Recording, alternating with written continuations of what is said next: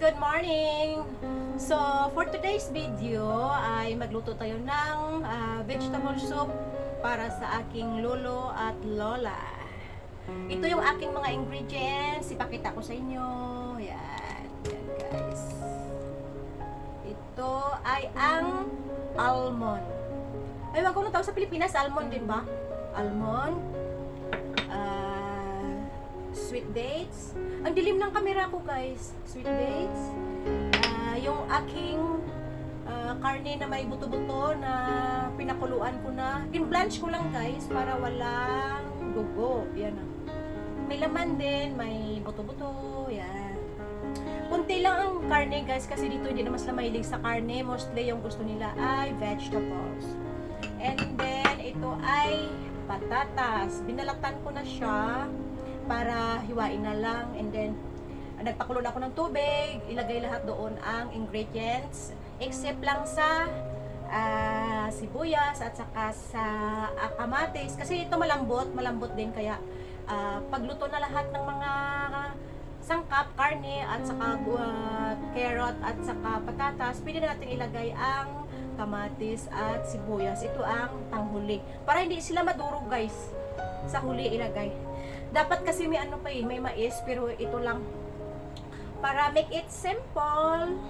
Ito lang ang ating mga ingredients. Yan, karne, almonds, sweet dates at saka kamatis, sibuyas. Yung kulang dito guys is mais. Pero never mind na lang, kahit walang mais okay lang yan. Maluto din naman yan natin, di ba? At saka ano, dito bawal ang sobrang asin. Kaya konting asin, pitik lang na asin sa ating soup. Yan. Kaya maghiwa na po tayo ng ating ingredients. Yan. Kita nyo guys, ang gulo ng camera ko sa totoo lang. Yun. Yung aking kanin ay luto na, nagwi-whistle na siya. Ako lang naman nakakain dito. Yan. Pag soup, dapat ilakihan na lang natin yung ating hiwa ng ating carrots at ng patatas. Yung maingay guys sa likod, yung background na maingay is ang aking washing machine dahil ako ay nagwa-washing habang nagpi-prepare ng aking lulutuin. Yan. Isang pirasong patatas guys, pero malaki kasi siya. Saka isa pa, dalawa lang naman sila ang kakain. Diba? Ano pa ba? Sarap sana ito guys kung may kung may mais para manamis-tamis. Pero okay lang kasi ito ay yung sweet dates ko ay matamis naman, kaya ito na lang yung ating pangpatamis. Okay. Wala nang daming arte-arte guys, ilagay na lang doon lahat. Pati yung karne, except lang sa dalawa. Ito. Tsaka ito matigas din to yung almond. Kaya isabay na natin yung ating almond, karne, at saka yung patatas at carrots. At saka sweet dates. Hahuli na lang yung dalawa. Alright guys, magluto na tayo.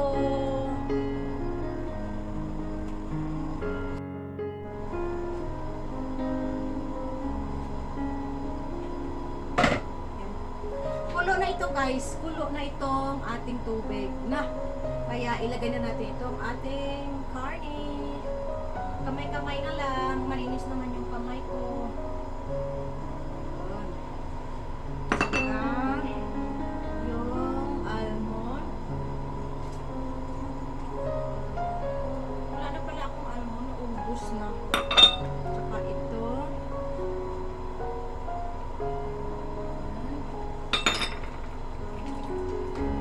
Pinababad ko yan guys sa tubig para yung aking patatas ay hindi mamula.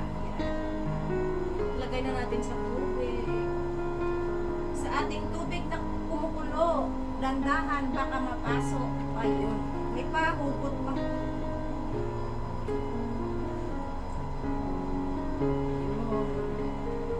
Takpan, pakuluan hanggang sa lumambot.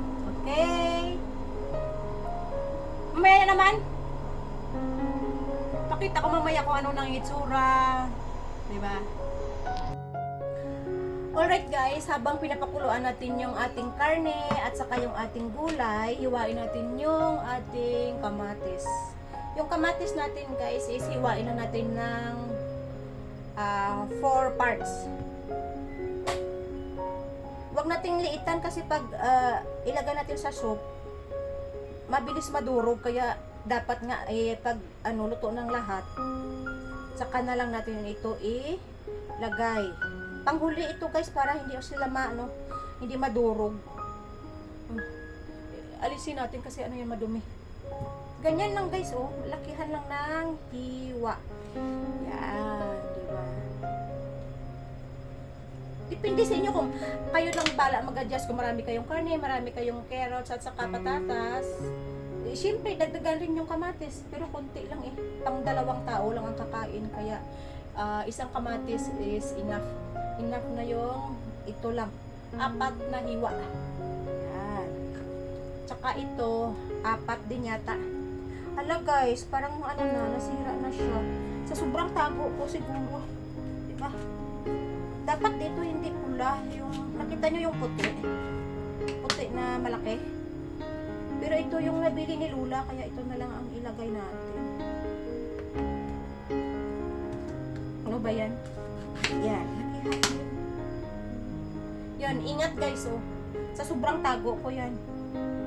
Nangitim na siya. And then, hugasan.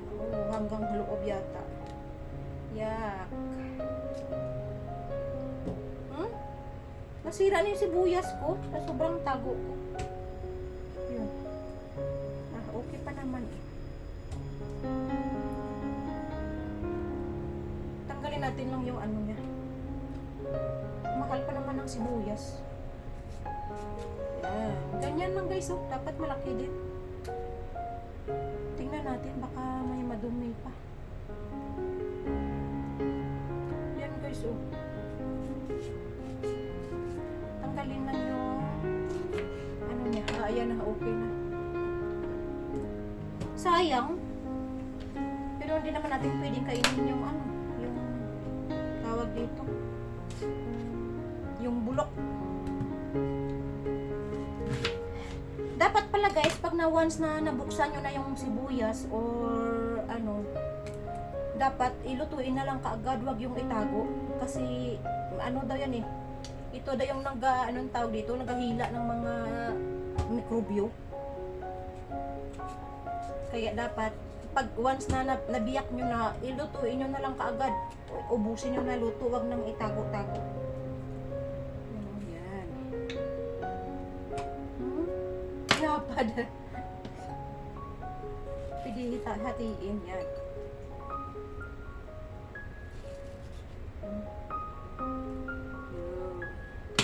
Dapat ilinisin natin.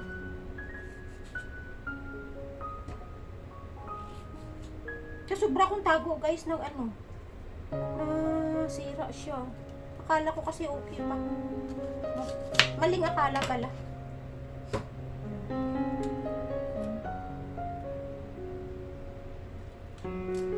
Saka yung bulok. Tago na. Diba? Hindi na yan pwede. Yan. Ito lang sa isang malaking sibuyas, ito lang ang nakuha ko. Okay na yan. Nilinis ko pa naman yan guys. Kaya pala ibulok ng loob. Gasa natin ulit. Dami na isang sibuyas.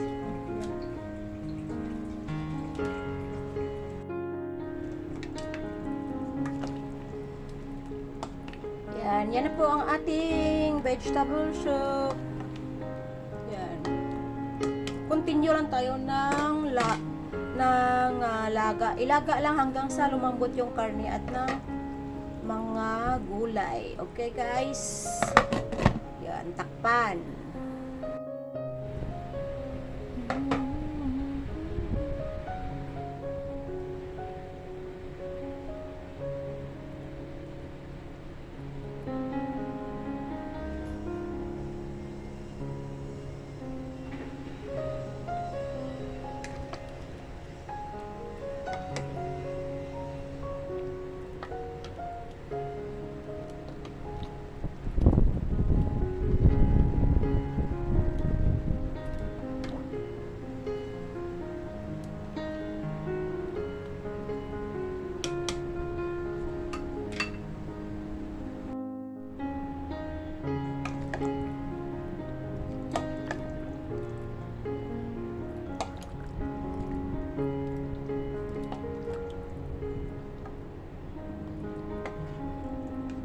bago sila yan mamaya kakain guys, pakuluan natin ng konti at i-serve bago sila kumain. Andyan na yung ating kamatis at saka yung ating sibuyas. Okay?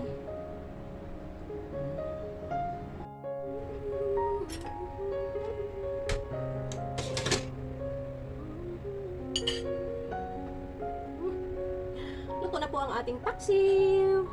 Try nga natin, tanggalin. Wag, hindi ko inubos yung ano guys, yung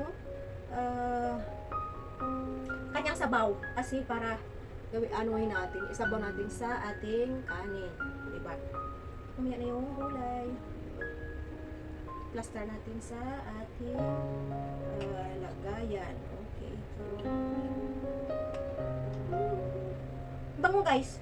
Super bango sa ano. Yan. Super bango. Yan.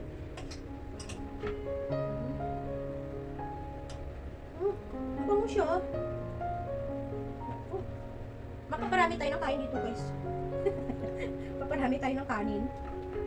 Ang sarap oh. Diba? Yan. Ay, lumiit yung atay. Ito na lang yung atay na guys. Oh. Maliit na lang. Yummy! Ang ingay ko. Tapos, ilagay na natin yung ating mga sahog-sahog. Yan. Yes. Super yummy. Yan. Yung okra ko, lumiit. Lumiit na yung okra. Yung talong. Parang wala yung talong ko, guys. Saan kaya? Lumiit na. Yan. Tarap! Yun. Tapos, yung patong natin yung luya. Diba? Yung gata, sobrang lapot na guys. So, yan. Tingnan nyo. Yan. Yan. Yung isda sa baba. Yan. Sarap. Diba? Ang sarap. Ang sarap lang. Yan na yung ating tulingan sa gata. Paksiw na tulingan sa gata.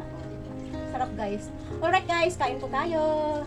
Walang halian na tayo guys kasi tanghali na.